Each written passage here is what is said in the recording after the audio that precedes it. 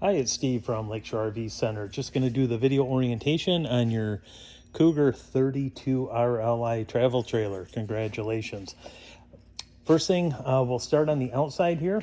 Go around the outside and work our way to the inside. Start right here at the entrance. You'll notice that the steps on this, these are a drop-down step that fold up inside the camper. What you'll want to do is you'll want to make sure this door is all the way open. They'll provide the proper clearance for these steps to go up and down. If it's closed a little bit, unfortunately what will happen is this part of the step will catch onto the metal part of the framing for the screen door, and it'll actually bend that if you have it come down too hard on it. This is a friction hinge on the door, so it is a little bit stiff, but also, it's not going to slam shut if there's a gust of wind that comes up. It certainly helps prevent that. But like I said, make sure that the door is all the way open when you're bringing the steps up or down. To the right of that, you'll notice right here where it says Key TV. If you want to hook up a television outside, you have your coaxial for the cable and then also satellite. And there's a 110 outlet next to that.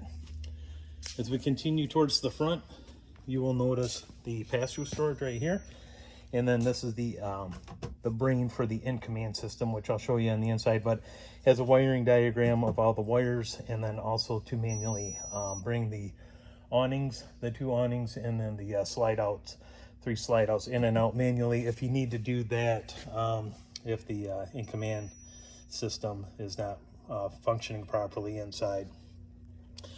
We go around to the front here. You guys are actually prepping the camper, getting it ready for you. You have your 12-volt battery right here, and then your 30-pound tanks in front of that. Power tongue jack, and again, you can turn on and off. That's just for the light. It does not have to be on to use this up or down. That is completely separate. This is just to operate the light at the front. Working around to the other side, you'll notice on this compartment door are the instructions for the leveling system. I'll send you over a separate link for that from Lippert. But all the controls are right here to bring it up and down and automatically level the camper. As we continue to move down, see right here, this is your gas electric hot water heater. That's controlled from the inside, and then solar from ZAMP Solar. That if you want to plug in like an external solar panel to help maintain the batteries, that's where that will go. You'll notice the stickers below: black tank, 2 gray tanks. That's your outlet. Your outlet's right there for those. There is a black tank flush that I'll show you. And you just want to make sure that black tank valve is all the way open when you hook a hose up to it, so it drains properly. A furnace exhaust right here, so it's nice you have your furnace and your hot water exhaust on the off door side, your non-camping side. But just remember, if either one of those are running, it's going to be extremely hot. These panels right here, this is access for your refrigerator. Nothing you'll really need to do. If it ever needs service, that's where they will get into it at. Your main hookup center right here, this is going to be for your outside shower. That black tank flush I talked about is right there. Hook a hose up to it and it will jet out that black tank. Again, make sure that valve is open. That caution sign right there will tell you that. And then if you want to fill your right here, tank fill or city, to fill the tank, it's in that position now. City is just like that. But like I said, they are testing and prepping your camper right now. 50 amp cord is included with this, and this is where you'll plug in right here. Behind here, this is where you're going to hook up your cable if you're at a campground, or satellite dish, the coaxial that will go feed inside the camper. Ladder up to the top, it is a full walkable roof. You have your prep for your Furrion backup camera or observation camera. There's 4 screws that hold that cover into place. You take those off and there's literally an RCA jack that you'll plug into and then screw the camera where the cover comes out. 2-inch receiver hitch off the back, that's rated up to 300 pounds if you're going to put a bike rack back there. Then also your spare tire. So we move around to the side here. You can see on the slide out, you have your second awning right here. And then there are LED lights under. You can see the strips underneath the awning. So we walk into the camper. You have your freestanding dinette right here. Next to that is theater seating to recline. The theater seating, there's poles just inside here on both sides. And then you have heat, massage, and then lights underneath, and then for the cup holder as well. We'll turn that off. Hide-a-bed sofa. This will fold out into a bed if you need it. And then in the back here, switch for the lights. Your main lights right here. USB jack, and then power outlet. You have that on both sides. Your Furrion stereo, AM, FM, CD, DVD player. Zone 1, you have speakers on the inside. Zone 2 is going to be for the speakers outside. You can work them independently or together, those zones there. Your 4K TV is right here, and then under that is the electric fireplace. That'll put out about 5,700 BTUs of heat. In comparison, your furnace puts out about 35,000 BTUs. Gas electric fridge right here. Your on-off automatic. When you turn it on and you keep it on automatic, it will default to electric when your camper's plugged into electric like it is now. When you unplug, it will automatically switch over to gas. So if you want to use it going down the road in the automatic position, make sure your gas LP tanks are open. And then it also gives you instructions just on the inside for the fridge. Next to that is your 3-burner stovetop. You have your controls right here. This end one is a spark ignite, kind of like what you would see on a grill. And then your oven controls are right here. This backlight is actually controlled by that button right there. You do have a GFI outlet here, so if some of your outlets are not working, make sure that's not tripped. There's also one in the bathroom. Down below here, this is where your circuit breakers and your 12 volt fuses are located at, and they're all labeled as to what they are for. So we go into the bathroom.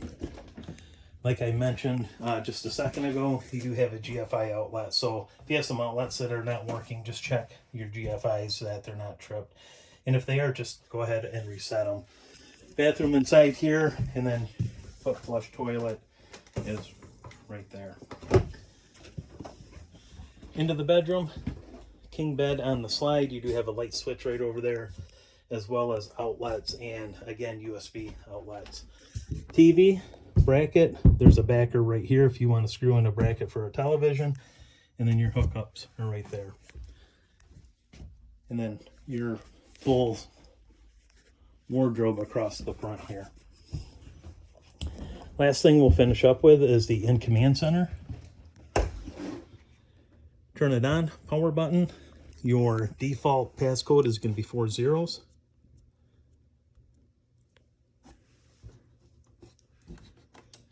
There we go. And then you can operate everything from the heating and cooling. You want to make sure it is on the rear AC. You can turn the fan on if you want. You can turn the cool AC on, automatic, set the temperature. You see how the temperature is set at 64, it's 70 degrees in here. The AC just turned on. Same with this, you can switch it over to heat. We still have the thermostat set at 64, so the heater will not kick on unless we go above 70. Just heard the AC turn off. Or if we want, we can have it on automatic. Set the temperature, leave it alone, and the coach will determine if AC needs to turn on or the heat to get it down to 64 degrees. And then back to off right there. Go back to the home page. We have lights. We have bathroom light right here, ceiling lights, and then awning lights. So we turn the awning lights on. These are going to be the lights, LED light strips I was telling you under both awnings there.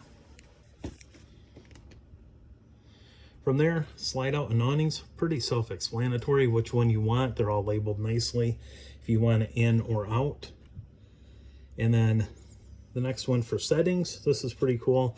If you want to link your phone up to this so you can use your phone as a remote, go to Bluetooth here and link the two. Wi-Fi, you can get into the park Wi-Fi. Time and date, that would be important to set because, whoops, if we go back to the heating and cooling, notice on the bottom you can schedule. So you can set up a time for the heat or the cool to start and end if you want, but to do that you would have to set up the time and date. Passcode, right there, if you want to change the passcode from that default passcode to a unique passcode. If we click on the fresh water, it will indicate if there's any water in the tanks. There's nothing in the tanks right now. But if you want the heat pad on, just click that. And then for the wastewater, which will be gray and black, those heat pads are now on. We'll turn those off. And battery, it shows you the status of the battery right here. Water pump, if you want the water pump on. A water heater, yeah, it's telling you it's gas or electric. You go ahead and choose if you want gas or electric or both just by touching, just like so, okay? We'll turn that back off. And then interior lights, that'll just quickly shut everything off. And that is your in command system. Go ahead and mess around with it. After a couple of times, it's going to be pretty easy to navigate. Might be a little overwhelming at first, but I would recommend you download this app so you can link it up to the device here in your camper. But if you have any other questions, feel free to get a hold of me. You can reach me at 231-736-9162. And I would like to congratulate you and on your new camper, and also thank you for your business.